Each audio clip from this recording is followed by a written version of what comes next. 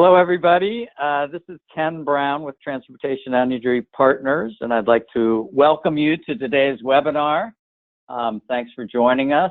I think, as most of you know, we're getting close to our annual Energy Independence Summit week after next here in Washington, D.C., and we want to make sure that everybody is up to date on the happenings here in Washington, D.C., so we're prepared for our 250 plus meetings with congressional offices coming up. So thanks for joining us today. And let's see if I can do the next slide. There we go. That's me. Hi, everybody. Special thank you to all of our sponsors. We really appreciate the support of our sponsors. Without your leadership in the clean fuels and vehicle industry, we would not be as far along, and we wouldn't be able to do the work that we're doing without your sponsorship and support. So thank you again. Quick review. I think most of you know Transportation Energy Partners is a nonprofit organization. We're a national organization. We work closely with the nation's 90 Clean Cities coalitions and their 15,000 stakeholders. We focus on keeping coalitions and stakeholders informed of key policies, programs, and funding opportunities, and we educate leaders, policymakers about the importance of advancing markets for cleaner fuels and vehicles. Again, our Energy Independence Summit is coming up on February 10th through 12th in Washington, D.C. If you've registered, great. If you haven't, there's still time and space, and I would strongly encourage you to come to Washington. It's a great event. You'll meet lots of people, and you will have you'll learn a lot, and you will have a big impact on federal funding and tax incentives and other policies that impact our industry. Again, the summit will feature meetings and networking with congressional and administration leaders. We'll talk about federal funding opportunities. You can meet with some of the top leaders in the industry. We will have a Salute to Clean Cities reception where we'll be honoring a number of Clean Cities leaders. On Tuesday, February 11th, we'll be at Capitol Hill, our Capitol Hill Day, where we'll be having 250 meetings with congressional offices. We'll kick that off with a breakfast meeting with House Energy and Commerce Chairman Frank Pallone. That evening, we'll be at UPS. We'll be hosting a reception for us at their townhouse on Capitol Hill, and we'll have Congressman Donald McEachin there, who's the sponsor of our new Clean Cities Authorization Bill. And then on Wednesday, we'll be having roundtable sessions with the Department of Energy, EPA, Department of Transportation, and the Department of Agriculture. So we got a full 2.5 days, and look forward to seeing all of you in DC. And for those of you who aren't registered, we strongly encourage you to join us. So what's been happening? Lots. So what I want to do now is give a little overview of the top clean transportation policies that folks in the industry care about, that we're going to be talking about at the summit, and that we're going to be talking about at our Capitol Hill meetings. And then I'm going to follow that up with some tips for your meetings with congressional offices. So first of all, thanks to all of those in the industry, all of the Clean Cities coalitions, all of you out there. I think, as everybody knows, we had big victories in the tax incentive department at the end of December. We saw the biodiesel tax incentives extended retroactively for 2018 and 19 and forward through 2022. The natural gas and propane incentives, as well as the infrastructure incentives and the fuel cell incentives, were extended retroactively for 2019 and forward through the end of this year. So the good news is we got extensions. The not so good news is, at least with natural gas, propane, infrastructure, and fuel cell vehicles, we're going to be in the same boat at the end of 2020. So our work does not stop. We must keep going and educate folks that we really need longer-term extensions of these tax incentives. Next item. Whoops.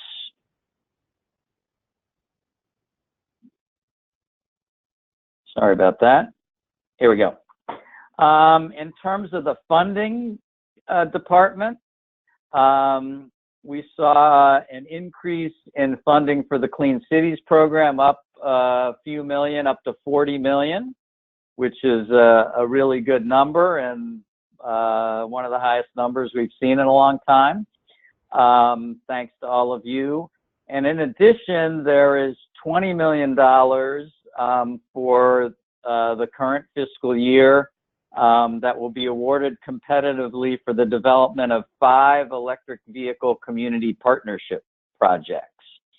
We saw the EPA diesel emission reduction grants funded at 87 million. So that's also a really good number. And then we saw some modest sort of short-term fixes for our issue that we've been working on, where the Federal Highway Administration has put approval of all CMAQ funding on hold for clean vehicle projects. We got language in the appropriations bill that would require FHWA to approve all of the projects submitted prior to April 17th, 2018. So that should lead to the approval of a number of vehicle projects. The problem is it's retroactive. It does nothing on a going forward basis. So it really doesn't solve the problem, though it does help a number of communities. And then there's also language that FHWA must review and respond to all requests within 60 days of their submission. So that's good language also, but again, does not fully solve our problem.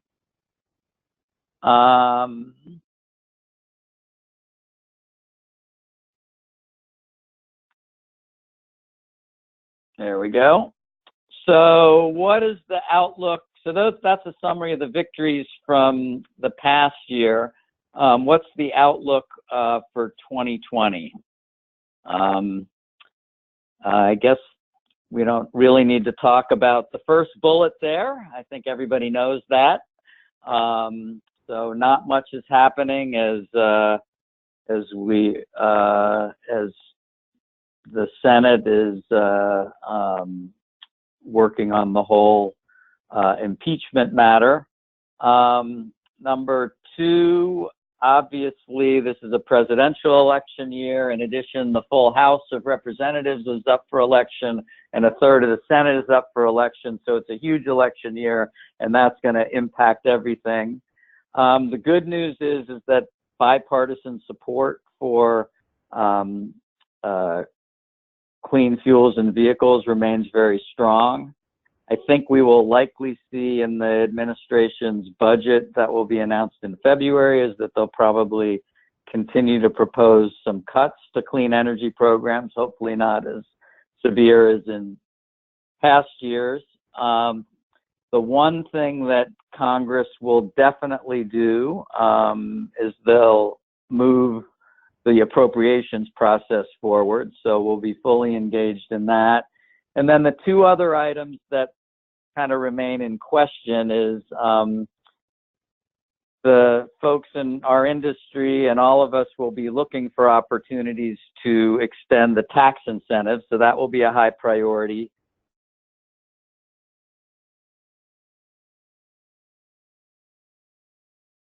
The tax incentives prior to the end of 2020. And we've seen some movement on infrastructure, which we'll talk a little bit more. So, and that infrastructure legislation includes funding for alternative fuels infrastructure.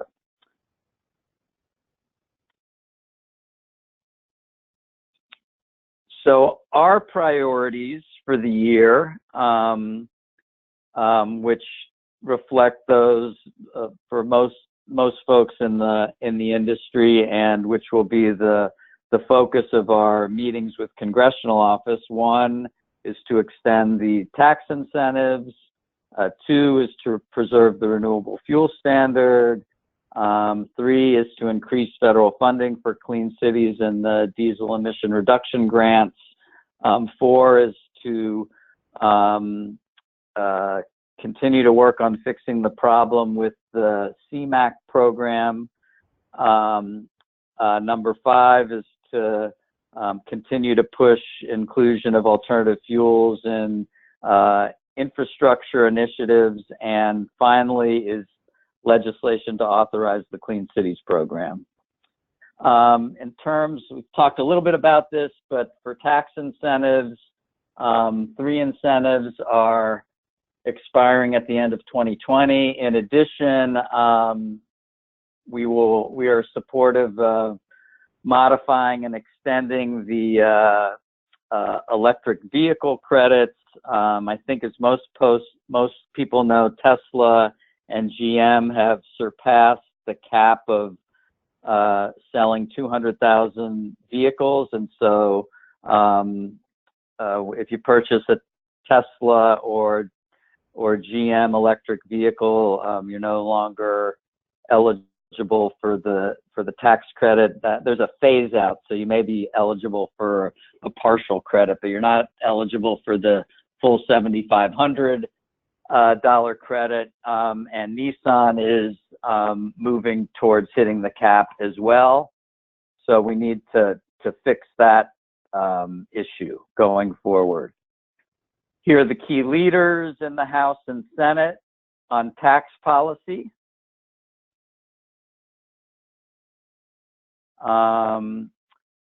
The renewable fuel standard continues to be very important in building markets for biofuels, advanced ethanol, renewable natural gas. One of the problems we have is that EPA has really flatlined the volumes in the renewable fuel standard, so we're not seeing the kind of growth that the industry has the capacity to meet. And also, the administration has undermined the growth by providing exemptions for a number of small refineries. So we need to continue to work on that issue and supporting the renewable fuel standard, both with the administration and with Congress. In particular, there continue to be ongoing efforts, both in the Congress and through the regulatory process at EPA by the petroleum industry to undermine the renewable fuel standard. So we need to continue to battle and support the RFS.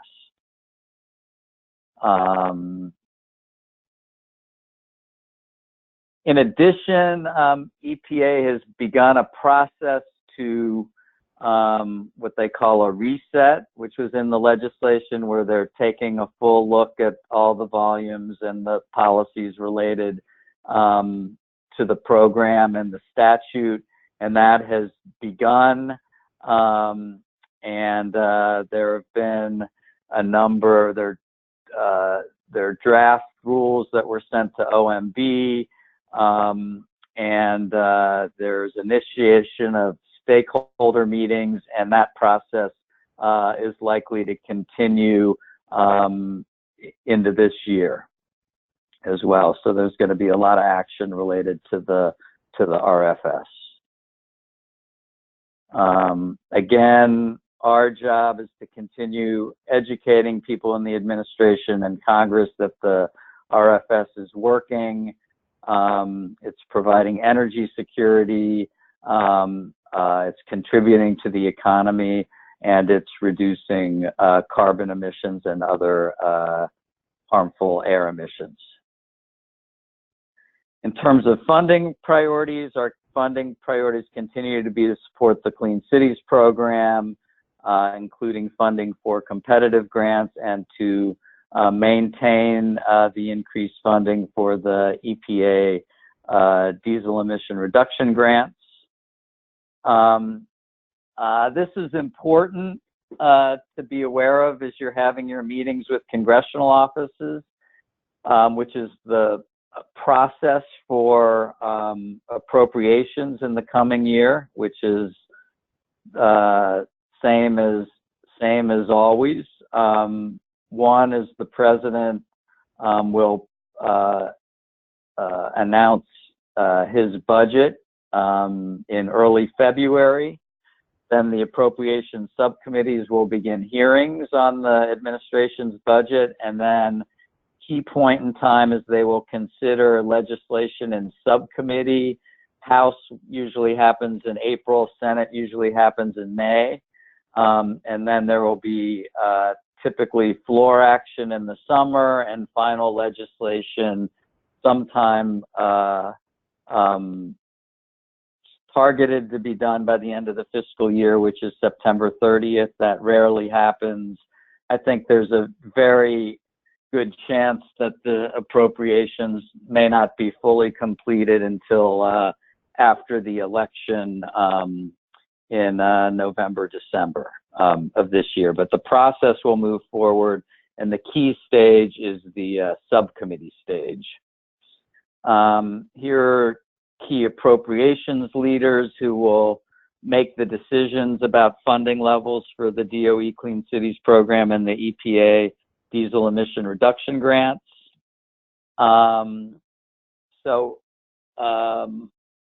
Our strategy, which has been very successful in increasing funding for these programs, is to get as many members of the House and Senate to submit requests to the appropriation subcommittees for our recommended funding levels and language.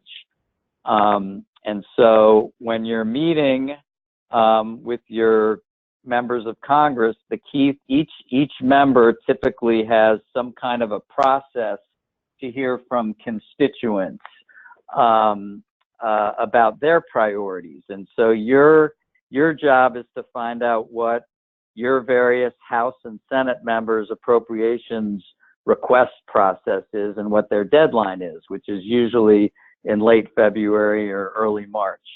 And most of them either will take a letter from constituents, or that some of them have an appropriations request form that they ask you to put in, and they ask about the program and who you are and what level of funding you're recommending and what kind of language you want, and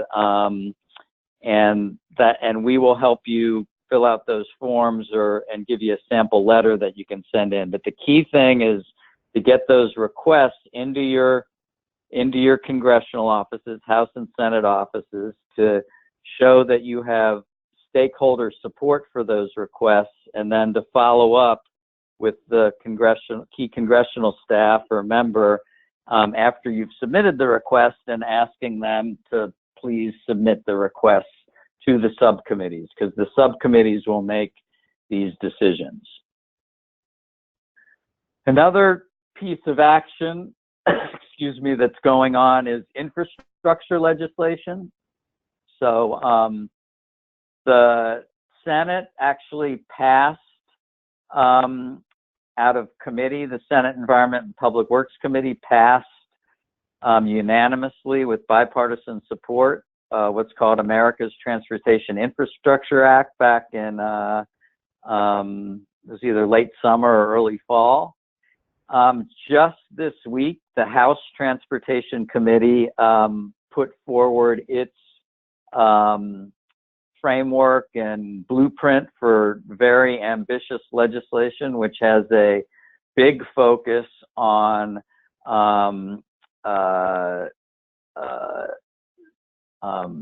taking on problems related to climate change through our transportation system and reducing carbon and other emissions. So it's very exciting legislation, and it's got a lot of items in it related to clean fuels and vehicles, which we'll be talking about at the summit and give you a full briefing on that. So the House is going to, begin action to move their bill sometime in the near future. I think what remains uncertain is whether the House and Senate will be able to reach some kind of compromise this year. But either way, there's going to be lots of important progress on infrastructure, and the stage will be set, even if it doesn't make it this year, for legislation probably to make it in the next year or two after the election. And there's certainly a chance that we could see legislation this year as well. In terms of the Senate bill, it provides $1 billion over 5 years in competitive grants to states and local governments to build fueling infrastructure along designated highway corridors. There's a new program to reduce truck idling at ports, which provides $370 million over 5 years.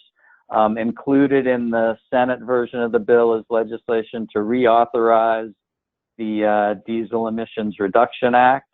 And it also includes $3 billion over 5 years in new funding, which goes to the states by formula and would support projects that would lower highway-related carbon emissions. It's kind of a broad program focused on emissions reductions. And I don't have details today yet on the House bill, but those are coming out as we speak, just announced this week. But again, it's a very ambitious initiative with similar provisions and even more ambitious than the Senate bill. Finally, or maybe not finally, but another major issue again is the Federal Highway Administration continues to hold up funding for hundreds of clean vehicle projects. It's CMAQ funding, and there are, and it's related to Buy America issues, and so we will continue to work to add language both in infrastructure legislation and appropriations legislation that would fix this issue. Finally, we have had introduced legislation that we've been working on, introduced by Congressman Donald McEachin from Richmond, Virginia, which would authorize the Clean Cities program. The Clean Cities program, while it's been around for more than 25 years, it's not authorized as the Clean Cities program. It was authorized based on language in the Energy Policy Act of 1992, which directed the Department of Energy to conduct outreach, education, and technical assistance to advance alternative fuels and vehicles. We're pushing this legislation because it would institutionalize and give greater structure to the Clean Cities program, so that it would strengthen the Clean Cities coalitions and enable them to do more of the great work that they do in communities around the country. So those are the priorities. And now what I want to take a few minutes, I'm going to actually take a stop for a minute and see if there are any questions. If you do have questions, you can type them in the question box. I don't see any questions yet. But if anybody wants to type in questions, we can take a look at those and respond to them as we continue with the webinar. So what I want to talk about now briefly is some tips for making your meetings with members of the House and the Senate and their staff as effective as possible. First of all, just to point out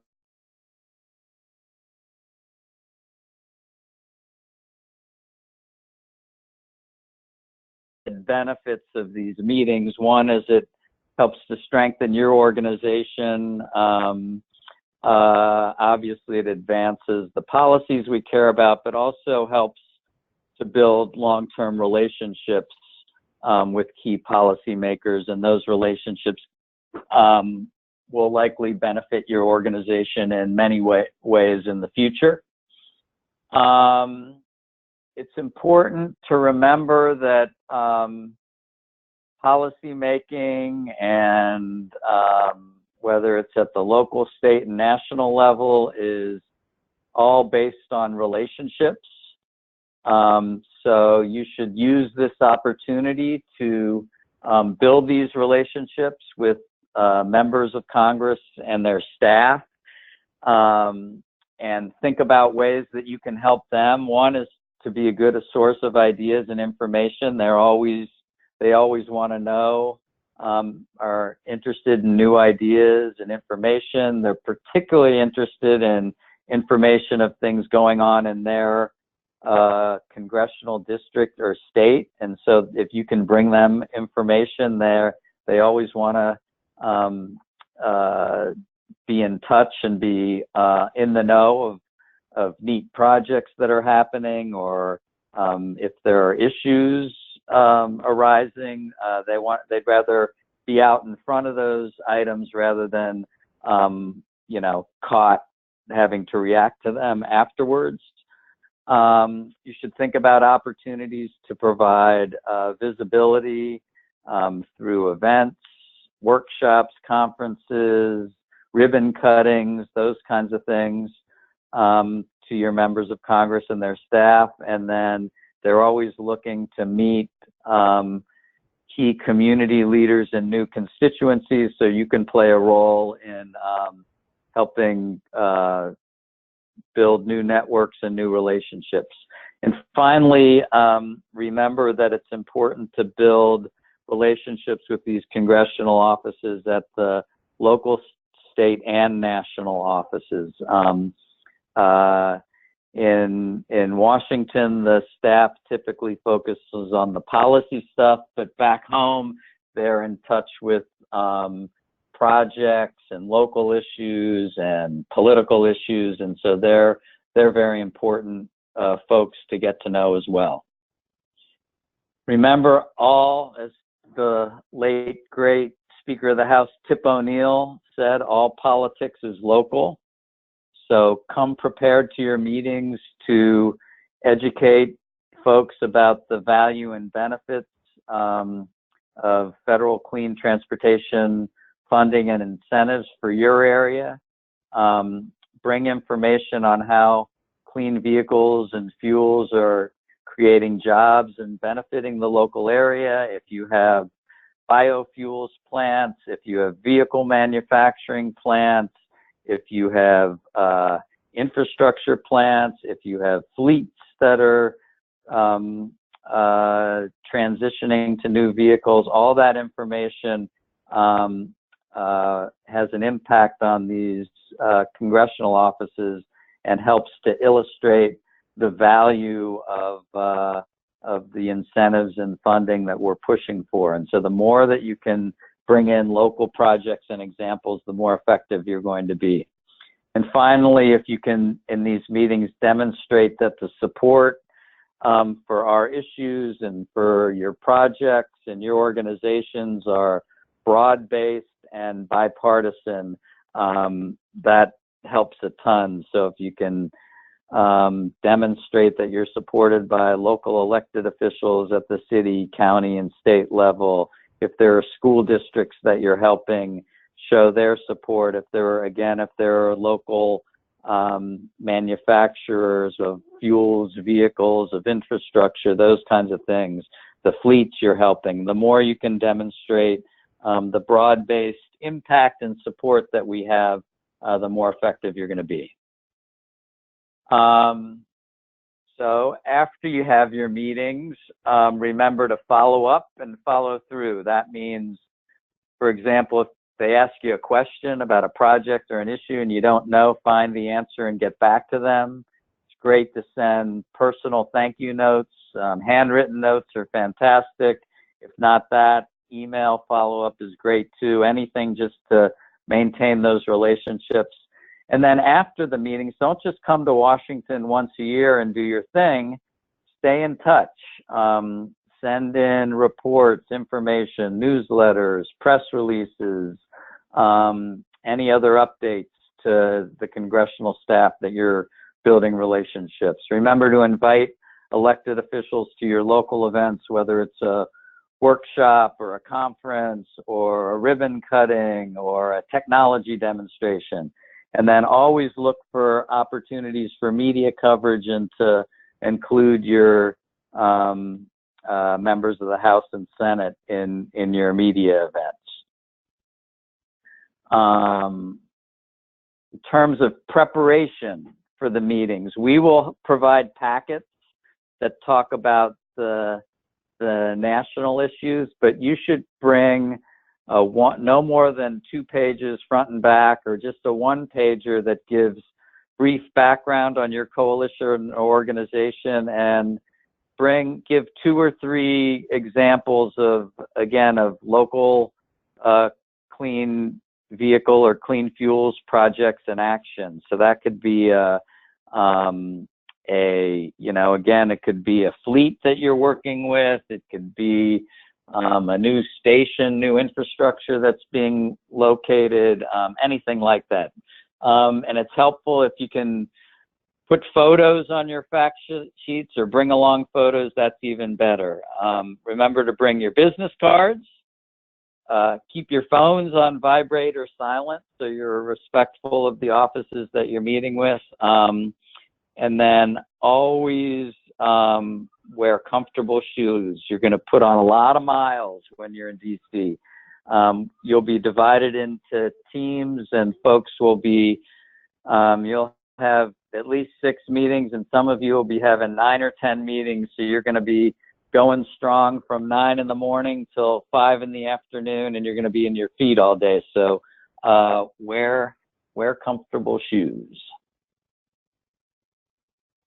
When you're in your meetings, you should be prepared to a couple of things. One is the meetings will usually last at least 10 or 15 minutes, and they will rarely go longer than 30 minutes. So you got to be brief and to the point. You should keep your presentation brief, and make sure you leave time for questions and discussion. You should focus on specific requests for action. You should, as much as you know about the member of Congress going in, the better. Know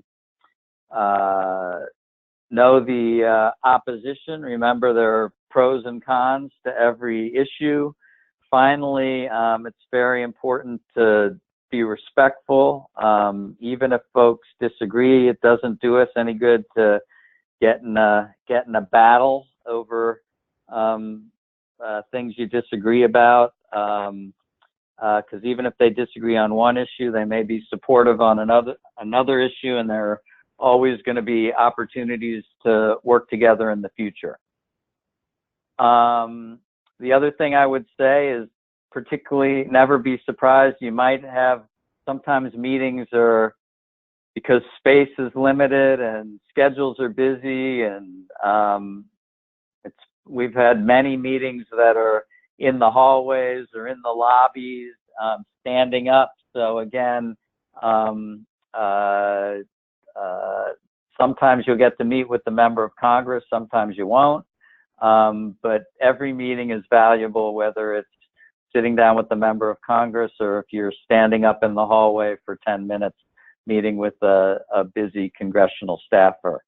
Also, don't be surprised or alarmed if some of the folks that you're meeting with look like they're barely out of school, because some of them are, but they're smart, they're eager to learn, and they provide key information to the members of Congress. So again, don't underestimate their ability to be helpful for us. Finally, the way we will be organized is we'll probably have between 30 and 35 teams organized by state.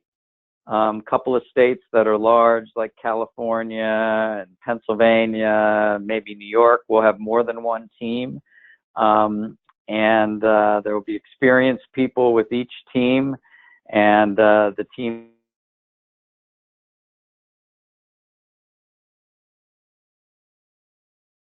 so we'll put the teams together. We will provide help in scheduling meetings. So if you're a Clean Cities Coalition, and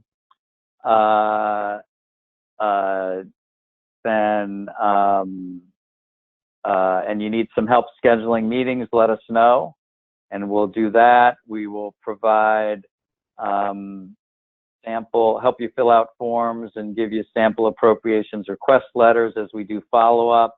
We will give you talking points and handouts on the federal policies. In fact, after this webinar, we'll send around a recording of the webinar as well as a link to talking points and other things that will be useful.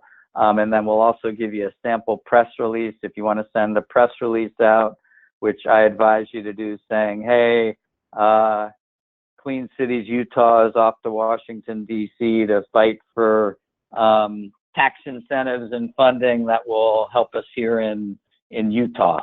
And you can craft those press releases for yourselves. But again, it's a way to get attention to the good work that you're doing and let people know that you're off to Washington doing good things to help your community back home. Again, thank you to our sponsors. Do we have any questions? Let's see. Here's one question. Will there be a copy of the presentation on the website? Yes, we'll get a presentation on the website as well as the recording.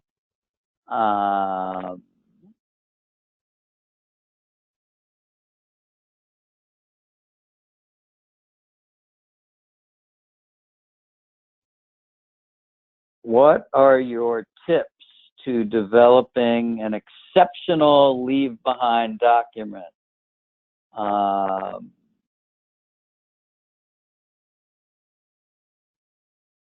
Back page always has member, tech, fleet. So to bring a document, I would have, and we'll also give you a link to a couple of good coalition documents. But my recommendations are, number one, have a brief description of your organization, who you are. I think it's very effective if you have members or stakeholders that you work with.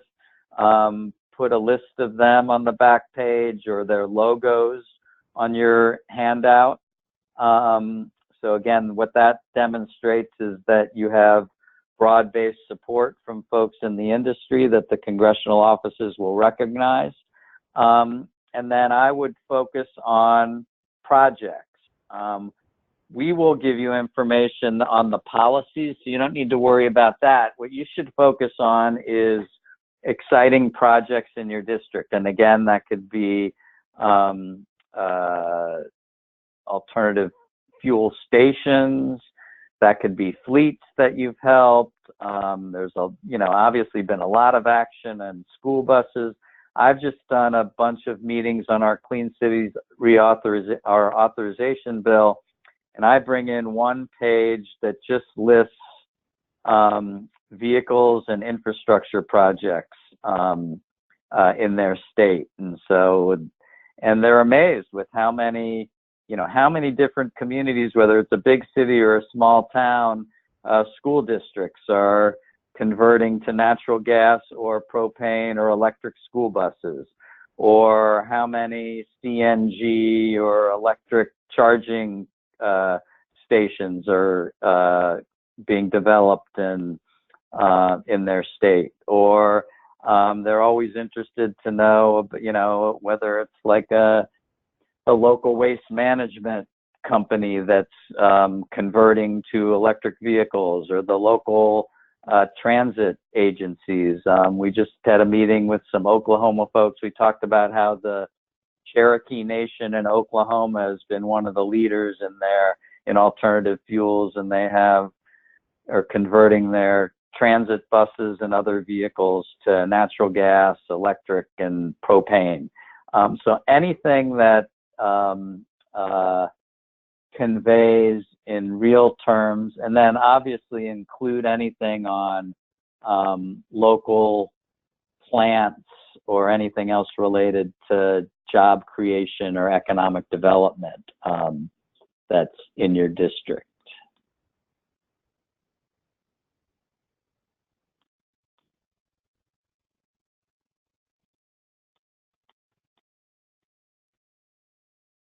Let's see.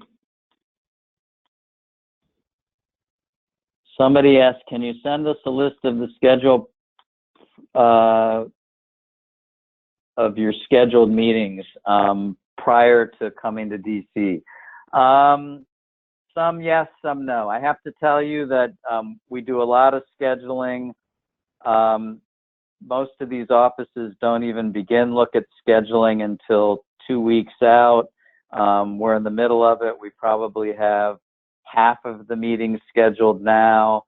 Most of them will be scheduled by the middle of next week. So we can probably give you, if you ask us, we could probably send you a draft schedule by towards the end of next week. But unfortunately, the way these things work, we're finalizing schedules up to the last minute, because there are always a few laggards who don't respond until the last minute. But if you talk to my colleague Jacob, who's doing the scheduling, or send me an email, we can do that as well. Here's my contact information too.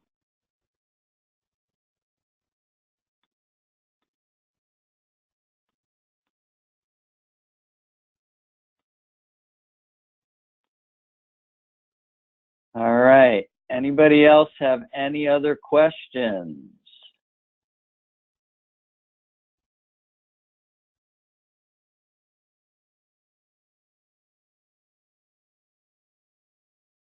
Well, I thank you all for participating. If you're coming to DC, we look forward to seeing you soon. If you need any help at all or have any questions before coming to DC, let us know, and we'll help you out, make sure you're taken care of. If you're not registered, get yourselves registered and join in the fun. It's going to be a great event. It's exciting times. Lots of good stuff is happening, and I strongly recommend that you come to DC.